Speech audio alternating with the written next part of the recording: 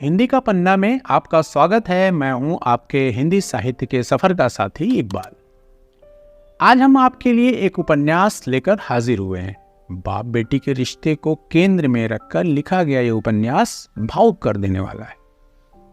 भावुकता से भरे उपन्यास की पंच लाइनें मन पर व्हाट्सएप के मैसेज की तरह असर करती हैं। जैसे इस उपन्यास का लेखक कहता है कि पिता समूची पृथ्वी पर एकमात्र पुरुष है जिस पर कोई स्त्री आंख बंद कर विश्वास कर सकती है। बेटियों के लिए पिता नहीं जाते बल्कि उनका विश्वास चला जाता है। बेटियां पिता की दिनचर्या के आदत की तरह घुली होती है। दोस्तों, ये पंचलाइनें ली गई हैं पंकज सुबीर के नए उपन्यास रुदादे सफर से। यह उपन्यास रुदादे सफर इसी साल जनवरी माह में छपकर आया है। इसकी कहानी शुरू होती है गांधी मेडिकल कॉलेज भोपाल के एनाटॉमी विभाग से। उपन्यास की मुख्य नायिका डॉक्टर अर्चना भार्गव यहीं एनाटॉमी विभाग की हेड हैं। चूंकि नायिका डॉक्टर है तो उपन्यास की कहानी भी डॉक्टरों के इर्द गिर्द, बल्कि कहें तो एनाटॉमी विभाग के इर्द गिर्द चलती रहती है। एक खासियत उपन्यास का यह भी है कि हमें डॉक्टरों की लाइफ, उनके संघर्ष, उनकी परेशानियां, उनकी चुनौतियों के बारे में भी बताता है। सबसे बड़ी बात है कि एनाटॉमी से संबंधित शब्दावली की अच्छी खासी जानकारी हो जाती है। जैसे शुरू में ही हमें एक शब्द मिलता है कैडेवर। कैडेवर मतलब एनाटॉमी की प्रैक्टिकल जानकारी के लिए मेडिकल के बच्चों को दिया जाने वाला मुर्दा शरीर, जिसे खास तकनीक से प्रिजर्व किया गया होता है। कहानी शुरू होती है इसी लैब से जहां नए बच्चों के बैच में एक लड़की कैडेवर देखकर बेहोश हो जाती है। फॉर्मलिन की जोरदार गंध के बीच मुर्दा शरीर को देखना, उसे छूना और उसे महसूस करना, फिर उस पर डिसेक्शन करना और उसे खोलकर अंदरूनी अंगों को देखना वास्तव में साधारण लोगों के लिए काफी भयावह अनुभव है। ये मेडिकल की पढ़ाई का आरंभिक पायदान है जिससे बच्चे पढ़ी हुई बातों को वास्तविकता से रिलेट कर सकें कि कहाँ धमनियां हैं, कहाँ शिराएं हैं, कहाँ मांसपेशियां हैं, कहाँ नर्व है, कहाँ कौन सी हड्डी है, कहाँ कौन से अंदरूनी अंग है। मेडिकल कॉलेज की लाइफ के साथ डॉक्टर अर्चना यादों के सहारे अपने अतीत में आवाजाही करती रहती हैं और उनके पिता डॉक्टर राम भार्गव इस उपन्यास के दूसरे महत्वपूर्ण किरदार हैं।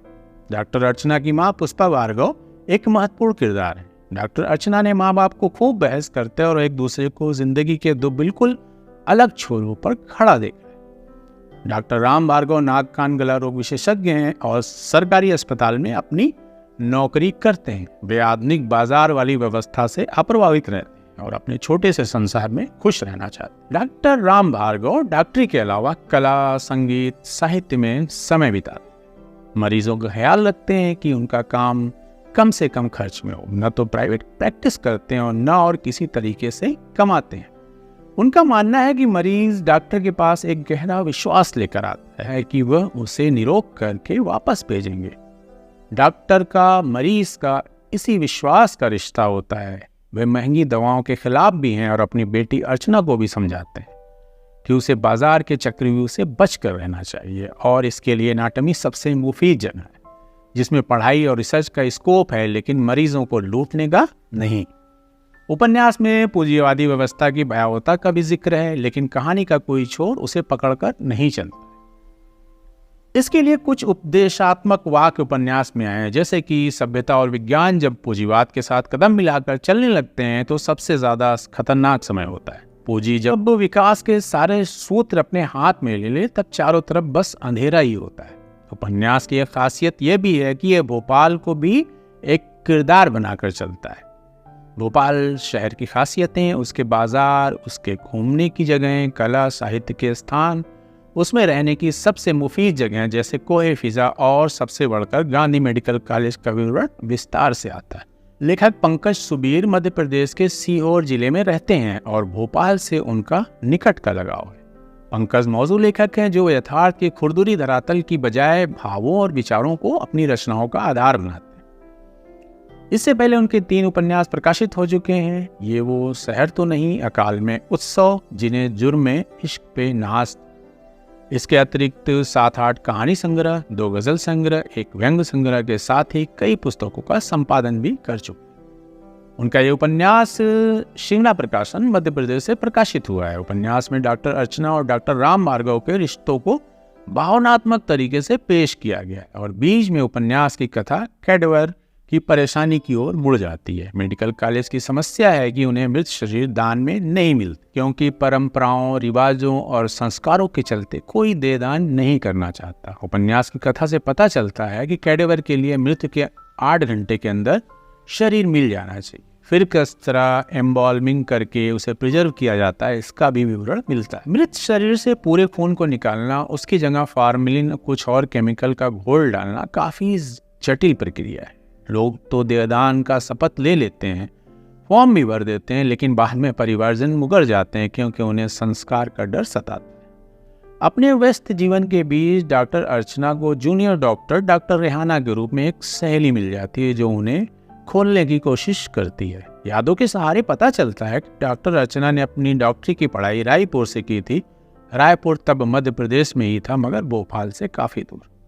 माँ बाप की इकलौती संतान और घर से दूर रहकर पढ़ाई की यादें भावुक करती है। कथा का सूत्रधार कहता है कि दुनिया की हर बेटी जब घर छोड़ती है तो उसके मन में बस यही होता है कि उसके पिता अब बहुत अकेले हो जाए। फिर एक दिन बेटी अपने में एक बड़ी खला लेकर और पीछे एक बड़ी खला छोड़कर जाने किस देश चली जाती है। डॉक्टर रेहाना उपन्यास में उपस्थित महत्वपूर्ण पात्र हैं, लेकिन शेखर एक ऐसा पात्र है जो सिर्फ यादों के जरिए उपन्यास में आया है।